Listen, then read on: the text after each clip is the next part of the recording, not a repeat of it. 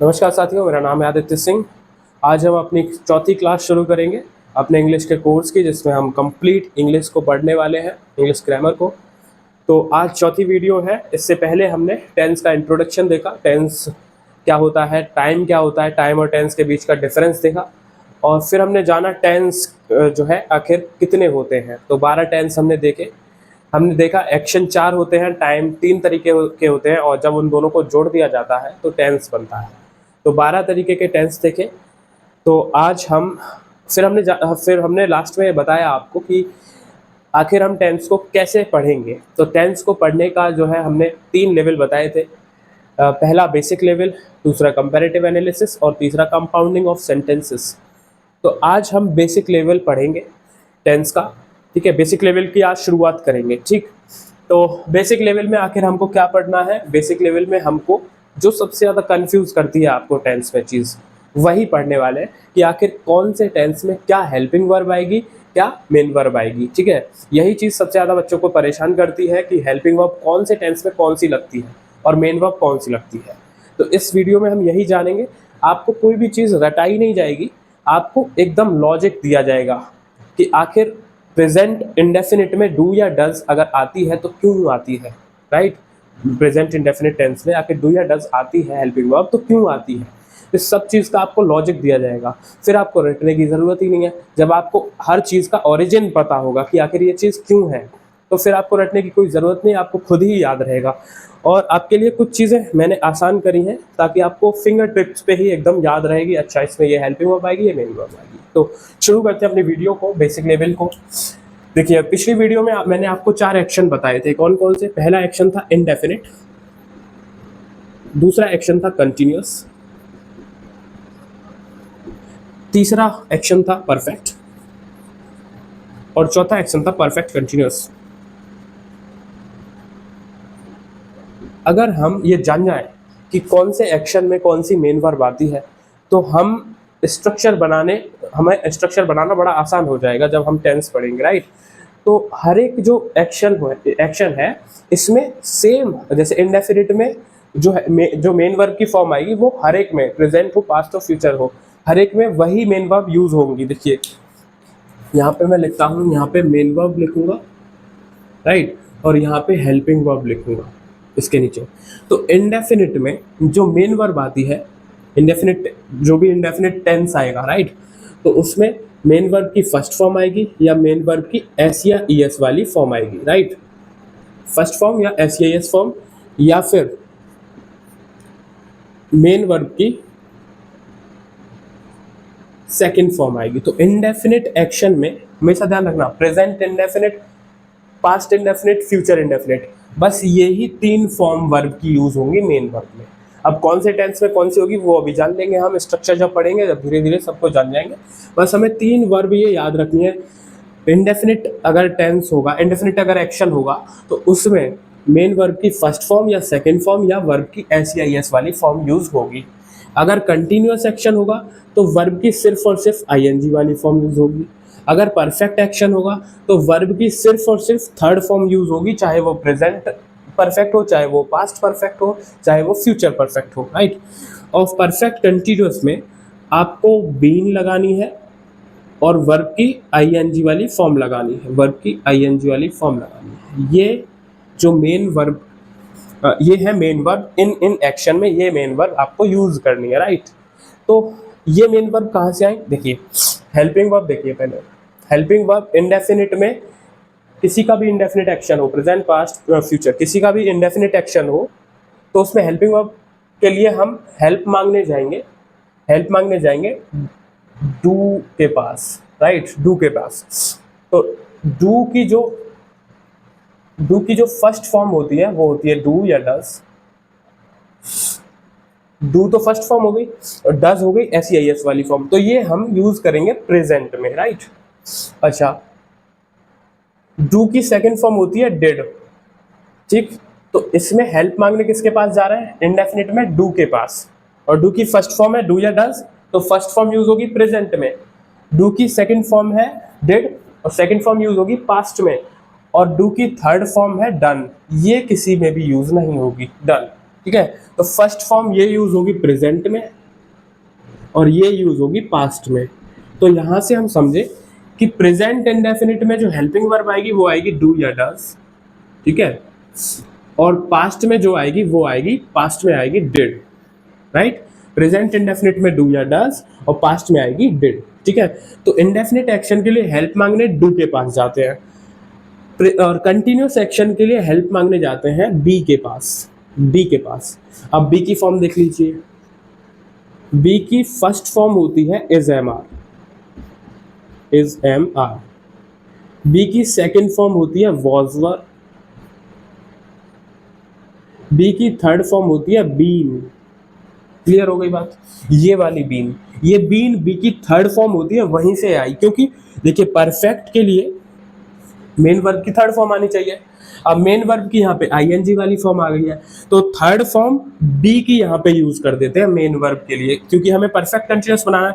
तो कंटिन्यूस की तो मेन वर्ब आ गई, लेकिन परफेक्ट की नहीं आई। परफेक्ट के लिए हम बी की थर्ड फॉर्म को हम यूज करते हैं परफेक्ट कंटिन्यूस में, इसलिए यहाँ पे बीन प्लस आईएनजी आई। ये लॉजिक था इसका, राइट। तो कंटिन्यूस एक्शन के लिए हेल्प मांगने किसके पास जाएंगे? बी के पास। परफेक्ट एक्शन के लिए हेल्प मांगने जाएंगे हैज हैव के पास, हैज हैव के पास। देखिए हैज तो जो है सिंगुलर वर्ब होती है, लेकिन हैव होती है जो है बेस वर्ब इसकी। तो हैव की first form has have, has have की सेकंड फॉर्म हैड और थर्ड फॉर्म भी क्या है? हैड, ठीक है। तो परफेक्ट में हम हैज हैव को यूज करेंगे प्रेजेंट में और हैड को यूज करेंगे पास्ट में।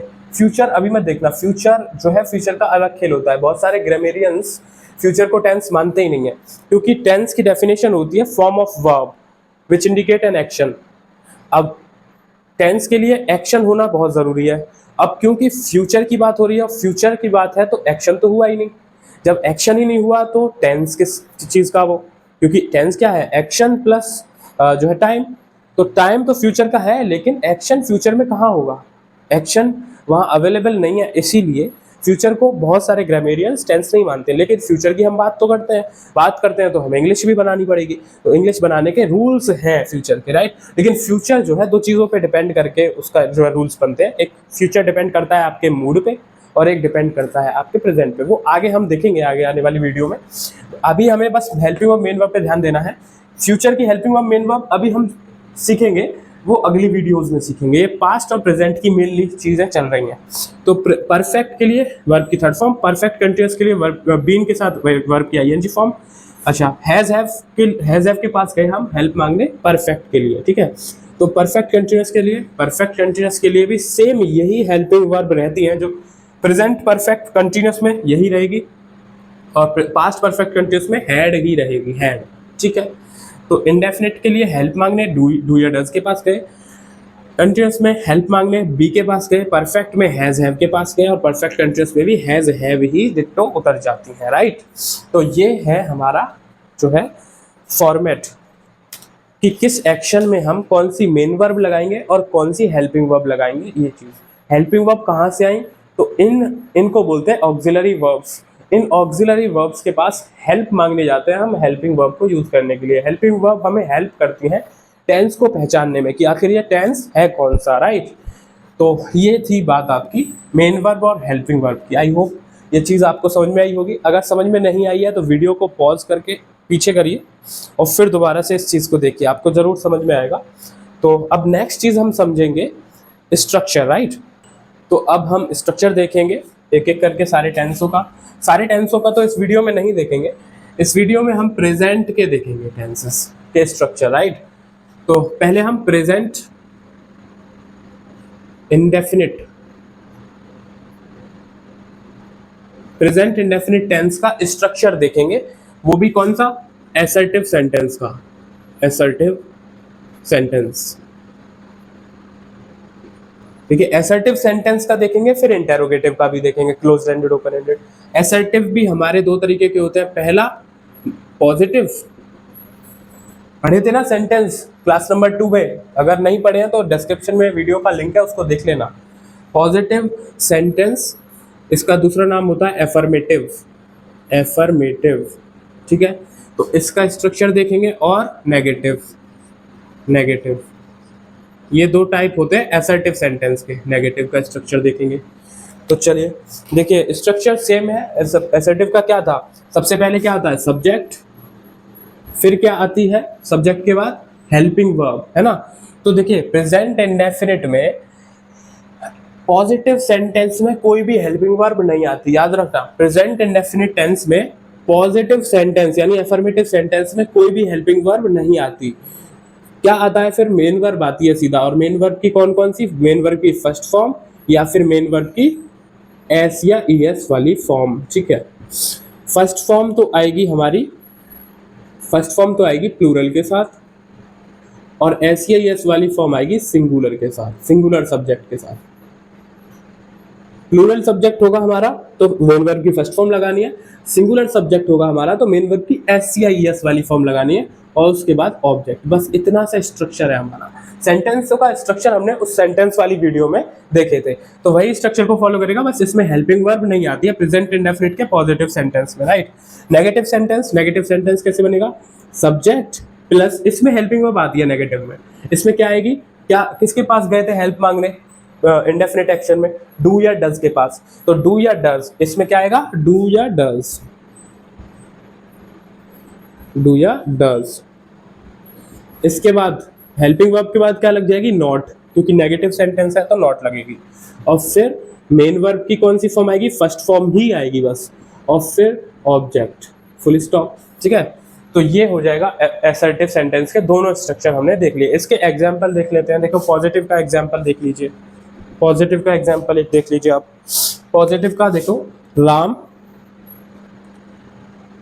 Wakes up early in the morning, ठीक है। सब्जेक्ट वर्ब की एस या ईएस वाली फॉर्म, वेक, वेक माने जगना, और वेक्स इसकी ईएस वाली फॉर्म आ गई, राइट, क्योंकि राम सिंगुलर सब्जेक्ट है तो इसमें ईएस लगा दी मैंने। तो सब्जेक्ट वर्ब की एस या ईएस वाली फॉर्म, उसके बाद पूरा हमारा ये ऑब्जेक्ट हो गया, राइट। अब हम देखेंगे नेगेटिव का। तो इसी को नेगेटिव बनाना हो तो कैसे बनाएंगे, देखो राम डू या डज, देखो डू आती है प्लूरल के साथ, प्लूरल, और डज आती है सिंगुलर के साथ, सिंगुलर सब्जेक्ट होगा। तो ध्यान से देखना, डू में एस या एस नहीं है, इसमें एस या एस है, और एस या एस के साथ सिंगुलर सब्जेक्ट, इसलिए मैंने यहाँ सिंगुलर लिखा, यहाँ प्लूरल। तो राम डज आएगी, ठीक है। डज क्यों आएगी, क्योंकि राम सिंगुलर सब्जेक्ट है, राम डज नॉट। अब वर्ब की फर्स्ट फॉर्म आएगी, वेक्स नहीं आएगी, wake, Ram does not wake up early in the morning, clear. तो ये हमारा असर्टिव सेंटेंस के दोनों स्ट्रक्चर हो गए, ये एग्जांपल हो गए, राइट। अच्छा, अब हम देखेंगे दूसरा इंटेरोगेटिव सेंटेंस का। इंटेरोगेटिव, इंटेरोगेटिव सेंटेंस का पहला होता है क्लोज्ड एंडेड, क्लोज्ड एंडेड, और दूसरा होता है हमारा ओपन एंडेड। ये चीजें जिसको नहीं समझ में आ रही है तो सेंटेंसेस की वीडियो देख लीजिए, लिंक डिस्क्रिप्शन में, उसमें आपको क्लियरली बताया गया है असर्टिव क्या है, positive, affirmative, negative, interrogative, closed ended, open ended, सब कुछ बताया गया है उस वीडियो में। क्लोज्ड एंडेड सेंटेंस का स्ट्रक्चर क्या बनेगा, देखिए उसमें देख लीजिए, उसमें अगर आपने देखी हो वो वीडियो तो आपको पता होगा कि सबसे पहले हेल्पिंग वर्ब आएगी, और हेल्पिंग वर्ब हम प्रेजेंट इंडेफिनिट में कौन सी यूज करेंगे, कौन किसके पास गए थे इंडेफिनिट में हेल्प मांगने, डू या डज के पास, तो डू या डज, डू या डज, डू प्लूरल के साथ, डज सिंगुलर के साथ। इसके बाद सब्जेक्ट आ जाता है, इसके बाद मेन वर्ब की फर्स्ट फॉर्म आएगी, क्योंकि प्रेजेंट की बात हो रही है तो फर्स्ट फॉर्म ही आएगी, और इसके बाद हमारा ऑब्जेक्ट आ जाएगा और क्वेश्चन मार्क आ जाएगा। ओपन एंडेड में सेम यही रहेगा, सेम यही रहेगा, बस इससे पहले क्या लग जाएगा, क्वेश्चन वर्ड, क्वेश्चन वर्ड, ठीक है। क्वेश्चन वर्ड हमने उस वीडियो में जान लिए थे, व्हेन, व्हाट, वेयर, व्हाई, है ना, ये सारे क्वेश्चन वर्ड होते हैं। इसके बाद सेम रहता है डू या डज, डू या डज, सब्जेक्ट, वर्ब की फर्स्ट फॉर्म, ऑब्जेक्ट और क्वेश्चन मार्क। इसके एग्जांपल देखते हैं, राइट, इसके एग्जांपल देखते हैं। देखिए इसका एग्जांपल, इसी वाले एग्जांपल को मैं बनाऊंगा, देखिए इंटेरोगेटिव के क्लोज्ड एंडेड में। तो पहले क्या लगाऊंगा मैं, डू या डज। डज आएगी क्योंकि राम को सब्जेक्ट बनाया हुआ है। Does Ram wake up early in the morning, question mark. ठीक है, does Ram wake up early in the morning, क्या राम सुबह जल्दी जगता है। ठीक है, अच्छा अब हम क्वेश्चन वर्ड के साथ इसी को बनाएंगे। तो क्वेश्चन वर्ड आप कुछ भी लगा सकते हैं, बस हु लगाएंगे तो सब्जेक्ट गायब हो जाएगा। ठीक है, हु लगाएंगे तो सब्जेक्ट गायब हो जाएगा। जैसे मैं हु ही लगा देता हूं, हु क्वेश्चन वर्ड के बाद डू या does, who does wake up early, क्योंकि देखिए हु के बाद डू या डज के बाद सब्जेक्ट आना था, सब्जेक्ट गायब हो जाएगा अगर मैं हु लगा रहा हूं, क्योंकि सब्जेक्ट क्या होता है, जिसका आंसर हु से आए। अब क्योंकि हु ही मैंने क्वेश्चन वर्ड लगा दिया तो सब्जेक्ट नहीं आना चाहिए। अगर सब्जेक्ट भी मैं लिख दूं और हु भी लिख दूं तो वो सुपर फ्लॉज हो जाएगा, यानी वो एक्स्ट्रा इन्फॉर्मेशन हो जाएगी जो कि नीडेड नहीं है, राइट।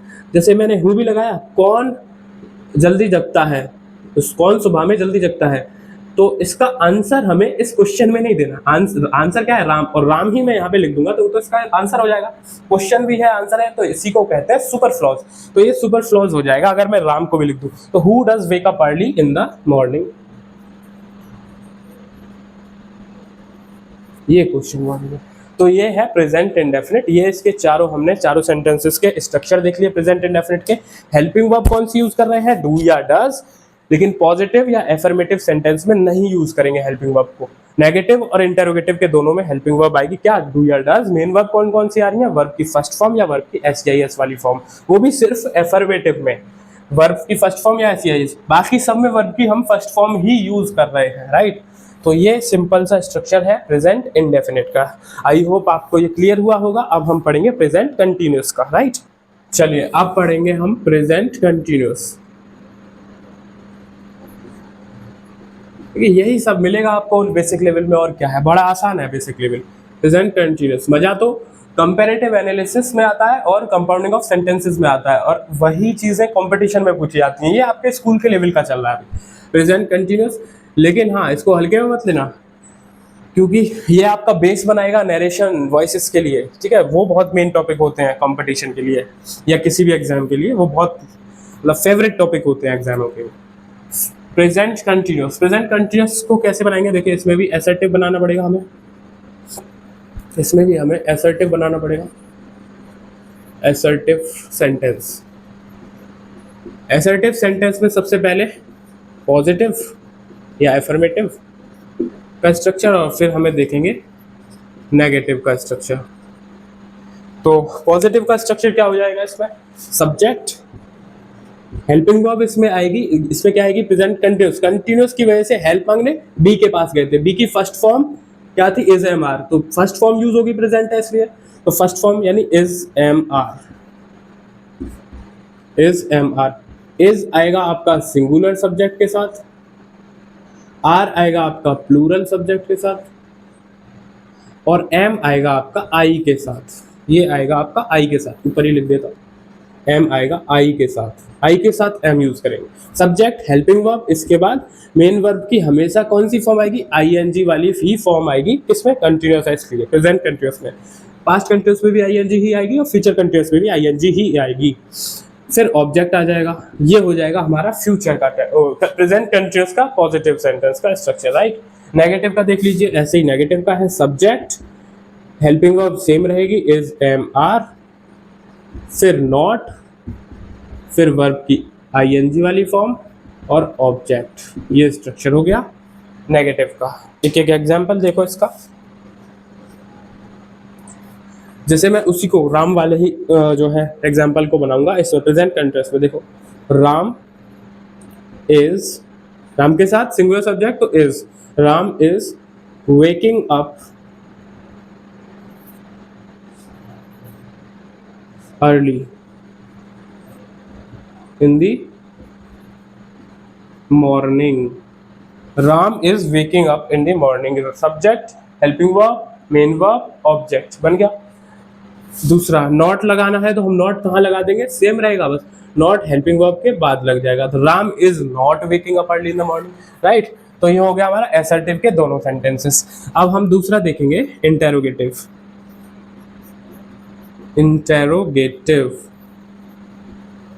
इंटेरोगेटिव में पहले देखेंगे क्लोज्ड एंडेड,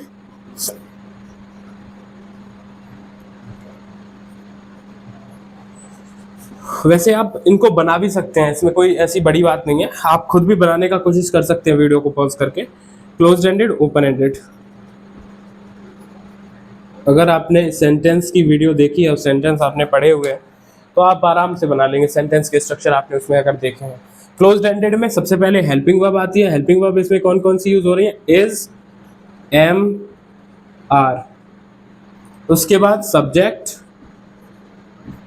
उसके बाद मेन वर्ब की आईएनजी वाली फॉर्म, उसके बाद ऑब्जेक्ट, उसके बाद क्वेश्चन मार्क आएगा क्योंकि ये क्या है? इंटेरोगेटिव। क्वेश्चन मार्क आना मेन है, इसको मार्कर को रख देता हूँ, इस कम चल रहा है। ओपन एंडेड, ओपन एंडेड में सबसे पहले क्वेश्चन वर्ड, फिर हेल्पिंग वर्ब, फिर सेम रहेगा स्ट्रक्चर, बस क्वेश्चन वर्ड आ जाता है पहले। Is, am, are, subject, ING form, object, question mark. Example देखिए, इसी को बनाएंगे हम। क्या बनेगा एग्जाम्पल में? Is Ram waking up early in the morning? Question mark. अच्छा, अब देखिए इसको मुझे बनाना है अगर इंटेरोगेटिव तो ओपन एंडेड। ओपन एंडेड में मुझे क्वेश्चन वर्ड चाहिए। क्वेश्चन वर्ड में इस बार क्या लूं? वैन ले लेता हूं। When is Ram waking up, when is Ram waking up? तो बस यहीं पे हमें ये छोड़ देना पड़ेगा। क्यों? क्योंकि when यानी कब, और कब वो जग रहा है? मॉर्निंग में। तो अगर मैं मॉर्निंग में भी यहाँ पे आंसर भी दे दूं तो वो सुपर फ्लॉज हो जाएगा, इसीलिए मुझे इन द मॉर्निंग काटना पड़ा, क्योंकि when का वो आंसर है, राइट। तो ये हो गया हमारा प्रेजेंट कंटीन्यूअस भी खत्म। Positive, negative, closed ended, open ended, इन चारों के हमने स्ट्रक्चर देख लिए, एग्जांपल देख लिए। अब मैं आपको चैलेंज दे दूं क्या? चलिए प्रेजेंट परफेक्ट और पढ़ लेते हैं, उसके बाद एक चैलेंज आपको मिल। तीसरा हो गया हमारा प्रेजेंट परफेक्ट।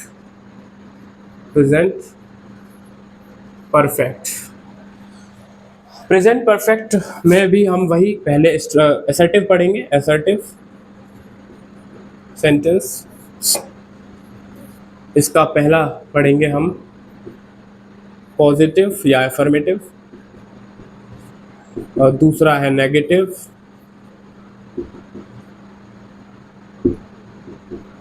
तो पॉजिटिव का स्ट्रक्चर क्या होगा? सेम, पहले सब्जेक्ट, हेल्पिंग वर्ब। परफेक्ट में हेल्प मांगने हैज हैव के पास गए थे, तो प्रेजेंट में फर्स्ट फॉर्म हैज हैव ही आ जाती है, तो हेल्पिंग वर्ब क्या होगी इसकी? हैज हैव, ठीक है। मेन वर्ब परफेक्ट में वर्ब की हमेशा थर्ड फॉर्म ही यूज करते हैं, अभी देख चुके थे पहले। सब्जेक्ट, हैज हैव, फिर वर्ब की थर्ड फॉर्म, और फिर ऑब्जेक्ट। क्लियर? ये हो गया हमारा स्ट्रक्चर पॉजिटिव का। नेगेटिव का क्या हो जाएगा? हैज हैव के बाद बस नॉट लग जानी है, तो subject, has have, not, verb की थर्ड फॉर्म, ऑब्जेक्ट। तो ये बन गया। तो हैज हम सिंगुलर सब्जेक्ट के साथ यूज करेंगे और हैव हम प्लूरल सब्जेक्ट के साथ यूज करेंगे। ये बात हो गई क्लियर। इसका example, they have done my work. They have done my work, they is the subject, helping verb they क्योंकि प्लूरल है इसलिए हैव आएगी, और फिर मेन वर्ब डू की थर्ड फॉर्म डन, तो डन यूज हो गई, और फिर ऑब्जेक्ट हो गया। इसी को नेगेटिव बनाना है तो हैव के बाद क्या लगा देंगे? हम नॉट लगा देंगे। अब दूसरा हम पढ़ेंगे इंटेरोगेटिव। इंटेरोगेटिव का पहले क्लोज्ड एंडेड और फिर ओपन एंडेड। क्लोज्ड एंडेड का स्ट्रक्चर क्या हो जाएगा? क्लोज्ड एंडेड का देखिए, हेल्पिंग वर्ब पहले आएगी हैज हैव, सब में सेम चल रहा है, अपने आप बना के देखिए इसको। हैज हैव, सब्जेक्ट, वर्ब की third form, object, question mark. Question word पहले आ जाएगा, उसके बाद same has have, subject, verb की third form, object, question mark. Example देखिए, इसी को बनाएंगे हम। ओपन एंडेड में कैसे बनेगा? Have they done my, have they done my work, question mark. इसी को अगर मुझे इंटरोगेटिव में ओपन एंडेड बनाना हो तो क्वेश्चन वर्ड क्या लगाऊंगा? व्हाट हैव दे डन, वे क्या कर चुके हैं? मेरा काम। अब मेरा काम इसका आंसर हो जाएगा, इसीलिए मैंने मेरा काम हटा दिया, माई वर्क हटा दिया मैंने यहाँ से, क्योंकि my work is the answer of what. ठीक है, तो मैंने क्वेश्चन और आंसर दोनों एक ही में दे दिया तो सुपरफ्लूज हो जाएगा, इसलिए माई वर्क नहीं लिखूंगा, what have they done.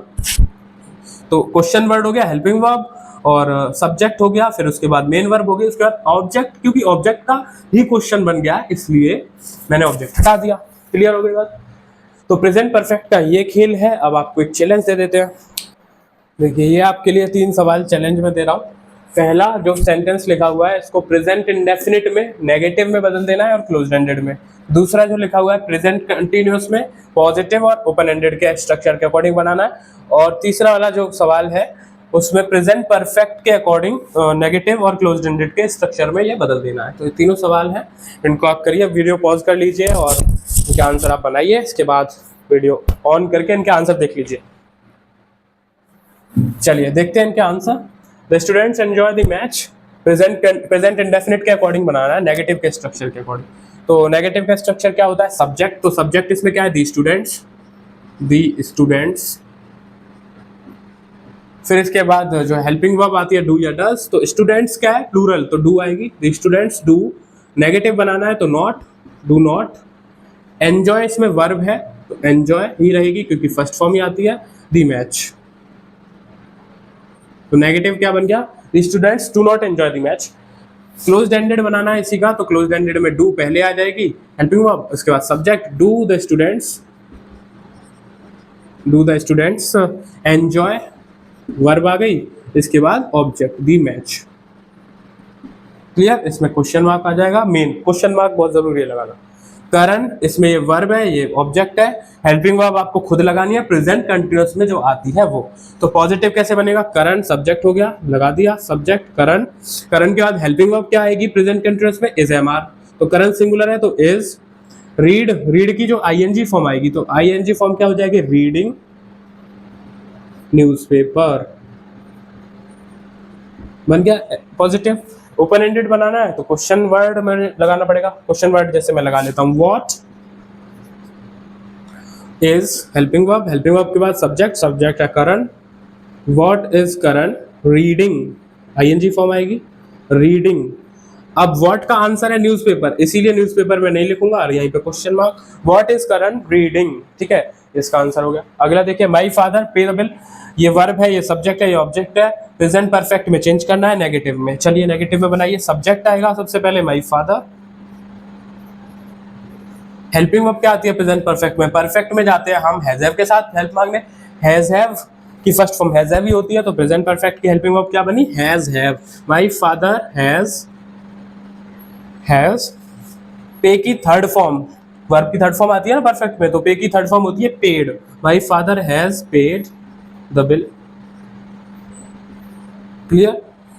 Close ended बनाना है तो हैज पहले यानी हेल्पिंग वर्ब पहले आ जाएगी, हैज माई फादर, वर्ब की third form, object, question mark. बन गए?